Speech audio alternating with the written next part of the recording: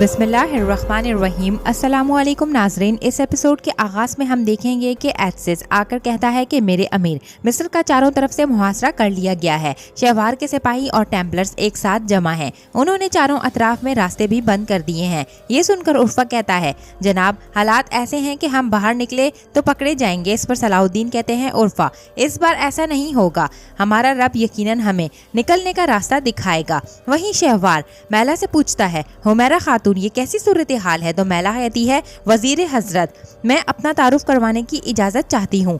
मैं कैरिक किले की कौन मैला हूँ। ये सुनकर चातलियोन इस लम्हे को याद करने लगता है जब लॉर्ड गाय ने उसे मैला के बारे में कहा था और उससे शादी की पेशकश भी की थी। ये सुनकर चातलियोन फौरी तौर से खड़ा हो जाता है। फिर जौहर मैला से पूछता है, अच्छा तो वो इत्र की ताजिर हुमैरा खातून कहाँ गई? तो मैला कहती है, हमारा दुश्मन एक है तो हम सब ही सलाहुद्दीन को चाहते हैं। हुमैरा खातून इस लिबास से ज्यादा कुछ नहीं थी जो मैं पहनती हूँ, लेकिन अब मुझे इस लिबास की जरूरत नहीं है। तो चातलियोन कहता है, कौन मैला, मुझे अपना तारुफ करवाने की इजाजत दें। ये कहकर चातलियोन उस पे हाथ पर बोसा देता है। फिर चातलियोन कहता है, मैं चातलियोन हूँ और आपकी खूबसूरती की बातें कई बार सुनी। मुझे लगता था वो सब लोग झूठ कहते हैं, मगर आपको देखकर लगता है कि उन्होंने कुछ कम ही बयान किया है। इसके अलावा हमारा दुश्मन एक है तो हम अब से दोस्त हैं। ये सुनकर मैला कहती है, सलाहुद्दीन जहाँ छुपा है उसे वहाँ से निकालने के लिए सिर्फ एक ही शख्स काम आ सकता है और वो है शमसा। तो चातलियोन पूछता है, ये शमसा कहाँ मिलेगी? इस पर मैला कहती है, मैं आपको बताती हूँ, मगर मेरी एक शर्त है। जब सलाहुद्दीन को आप पकड़ेंगे तो उसे जिंदा मेरे पास लाएंगे ताकि मैं उसे मार सकूं। दूसरी तरफ लॉर्ड गाय गंदुम लेकर कुछ आन पहुंचता है और लोग काफी खुश होते हैं और लॉर्ड गाय जिंदाबाद के नारे भी बुलंद कर रहे थे। लॉर्ड गाय अपनी जीत को देखकर बहुत खुश हो रहा था। एक तरफ कारा तेगन अलबेस और साथियों को लेकर आगे बढ़ रहा था तो अलबेस पूछता है, हुजूर हम कहाँ जा रहे हैं?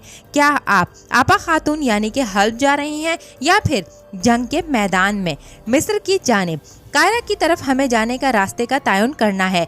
हुजूर आप जो भी हुक्म देंगे मैं वही करूंगा। अगर मुझसे पूछेंगे तो मैं आपको बताता हूं कि हमारे सिपाहियों ने तवील अरसे से जंग नहीं की है। मैं तो कहता हूं हम मिस्र चलते हैं, इस जंग में हिस्सा लेते हैं क्योंकि इस जंग में बहुत माले गनीमत है, बहुत ज्यादा माले गनीमत मिलेगा।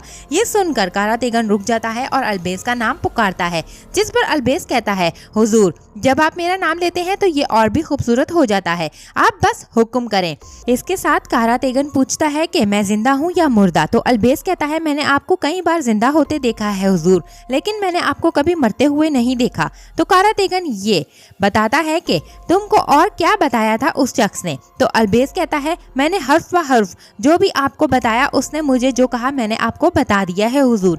वो कौन है वैसे? तो कारा तेगन कहता है, वो मेरी आंख का तारा है, मेरी आंखों का तारा है। ये कहकर कारा तेगन आगे बढ़ने लगता है। दूसरी तरफ हम देखते हैं कि शमसा गुलजारा और लैला के साथ घर में मौजूद थी। इतने में दरवाजे पर दस्तक होती है और शमसा ये समझकर दरवाजा खोलती है कि रोटी लेकर ताहिर आया है, मगर बाहर चातलियोन खड़ा था। उसे देखकर शमसा फौरी तौर से दरवाजा बंद करने की कोशिश करती है तो चातलियोन दरवाजा बंद करने नहीं देता और कहता है, मुंह पर दरवाजा बंद करना मुनासिब नहीं। ये कहकर वो घर में दाखिल हो जाता है। तो शमसा कहती है, दफा हो जाओ यहाँ से। तो चातलियोन उसे एक थप्पड़ रसीद करता है। वहीं लैला ये सब देखकर भाग जाती है। ये देखकर चातलियोन कहता है, कोई भी इस लड़की के पीछे नहीं जाएगा क्योंकि वो हमारी पैगाम रसा कबूतर है। वो सलाहुद्दीन को मेरे पास लेकर आएगी और सलाहुद्दीन अपनी मौत की तरफ बढ़ेगा।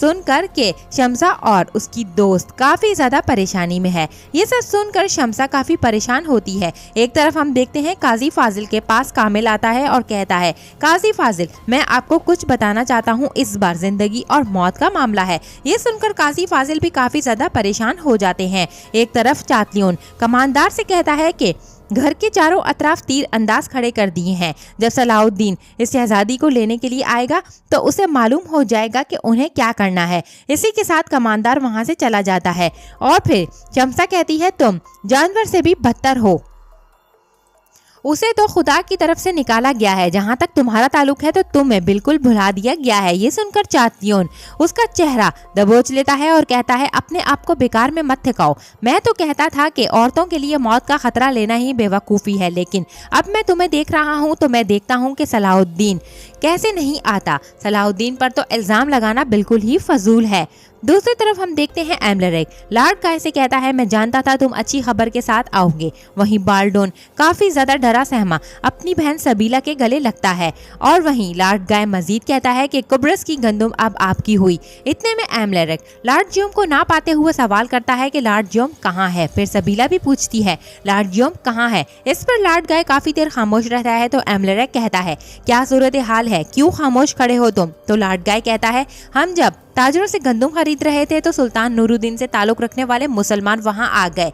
ये सुनकर सबीला रोने लगती है और कुछ ही देर के बाद दरवाजा खुलता है और लॉर्ड जियोम की लाश सिपाही लेकर वहां पर लाते हैं। ये देखकर सबीला जियोम जियोम पुकारते हुए उसकी तरफ जाने लगती है। वहीं हम देखते हैं कि लैला भी गलियों से भागती हुई आगे गुजर रही थी कि इतने में सराय का मालिक उसे देख लेता है और कहता है रुको बेटी, तुम कहाँ जा रही हो। तो लैला कहती है मेरी माँ और शमसा। तो सराय का मालिक पूछता है उन्हें क्या हुआ। तो लैला कहती है एक आदमी जबरदस्ती घर में घुस आया है, वो उन्हें मार देगा। ये सुनकर सराय का मालिक पूछता है कौन है वो। तो लैला बोलती है सुर्ख दाढ़ी वाला आदमी, वो आपको मार देगा और उन्हें भी मार देगा, आपको हमारी मदद करनी होगी। इस पर सराय का मालिक कहता है ठीक है तुम मेरे साथ चलो। वहीं हम देखते हैं कि सबीला रो रही थी और अपनी बेटी को एमलेरिक रोता देखकर उसके पास आता है और कहता है मैं तुमसे वादा करता हूँ एक बादशाह के तौर से नहीं बल्कि एक बाप के तौर से लॉर्ड जियोम के कातलों को सजा दूंगा। अमन का दौर अब खत्म हुआ और अब इनको मैं अपना गजब का मजा चखाऊंगा। फिर एमलेरिक अपने सिपाहियों को हिदायत देता है कि मुहिम की तैयारियां शुरू की जाएं, हम मिस्र जा रहे हैं। दूसरी तरफ हम उर्फा और खलील को देखते हैं जो कि बालिन के पास मौजूद थे। लैला के साथ वहां पर सराय का मालिक पहुंचता है और लैला कहती है अमीर सलाहुद्दीन कहाँ है। ये सुनकर सलाहुद्दीन वहां आते हैं और कहते हैं लैला तुम यहाँ पर। इतने में दूसरी जानिब का मंजर दिखाया जाता है जहाँ चातलियों को कमांडर आकर बताता है जैसा कि आपने हुक्म दिया था वहीं से मैंने तीर अंदाज खड़े कर दिए हैं। तो चातलियों कहता है बहुत खूब, बहुत ही आला, अब हम अपने मेहमान के आने का इंतजार करेंगे और यहाँ पर अच्छा वक्त गुजारेंगे। मिसाल के तौर पर शमसा तुम्हारी खूबसूरत आवाज हम भी सुनेंगे। तो शमसा कहती है हरगिज नहीं। ये सुनकर चातलियों गुलजारा को पकड़ लेता है और खंजर उसकी गर्दन पर रखते हुए कहता है कि शायद गाने के लिए तुम इस मासूम औरत को मरने की इजाज़त नहीं दोगी शमसा। मगर शमसा कहती है कि मैं गाना नहीं गाऊंगी और चातलियन उसे मारने ही लगता है। तो ये देखकर शमसा उसे कहती है ऐसा मत करो। मगर चातलियन कहता है अगर तुम मजीद जिद करोगी तो मैं मजबूरन इसे मार ही दूंगा। ये सुनकर शमसा कहती है मैं गाना गाती हूँ तुम्हारे लिए। वहीं हम देखते हैं कि सलाहुद्दीन अकेले ही शमसा को बचाने के लिए निकल पड़ते हैं। इसी दौरान लैला की भी आवाज़ सुनाई देती है जब उसने आकर कहा कि उसकी दाढ़ी आग जैसी है और वो मेरी माँ और शमसा को मार देगा, इससे पहले आप उन्हें बचाएं। ये सुनकर सलाहुद्दीन फौरन ही निकल पड़े थे और तेजी से घोड़ा दौड़ाते हुए आगे जाने लगे। एक तरफ हम चातलियन को देखते हैं जो शमसा को कहता है शमसा तुम्हें मेरी आखिरी तंबी है, इसके बाद ये खामोश हो जाएगी। ये सुनकर शमसा गाना गाने लगती है। गाना गाने के बाद शमसा उसे कहती है कि मैंने तुम्हें गाना सुनाया है, अब इसे छोड़ दो। इस पर चातलियन कहता है यकीनन मैं उसे छोड़ दूंगा। ये कहकर गुलजारा का गला काट देता है और गुलजारा बेसुध होकर जमीन पर पड़ी रहती है। ये देखकर शमसा रोने लगती है और गुलजारा गुलजारा पुकारने लगती है। इसी दौरान चातलियन कहता है मैंने अपना वादा पूरा किया है, मैं हमेशा अपना वादा पूरा करता हूँ शमसा। मेरे हाथ में आने वाले एक भी मुसलमान के जिंदा ना बच जाने की कसम खाई है खुदावंद से। इस पर शमसा कहती है अपने मुंह से खुदावंद का नाम मत लो। फिर शमसा गुलजारा को देखकर रोने लगती है और चातलियन भी कमानदार के साथ बैठा था और इसी लम्हे शमसा गुस्से में कमानदार का ही खंजर निकालकर चातलियन पर हमला करने लगती है। मगर चातलियन उसे रोकते हुए कहता है शुक्र करो मुझे तुम्हारी जरूरत है, वरना जो तुमने किया है इसका ऐसा बदला लेता कि यहाँ पर पड़ी औरत भी बोल पड़ती कि तुमने बहुत अच्छा किया है। फिर चातलियन कमांडर से कहता है कि इसे बांध दो, इसे एक तरफ बांध दो जब तक सलाहुद्दीन नहीं आता। वहीं हम देखते हैं कि सलाहुद्दीन तेजी से घोड़ा दौड़ाते हुए आगे बढ़ रहे थे और इसी के साथ यहाँ पर इस एपिसोड का इख्तिताम होता है। नेक्स्ट एपिसोड के लिए चैनल को सब्सक्राइब करके बेल आइकन को जरूर से प्रेस करें। Thanks for watching and keep supporting us.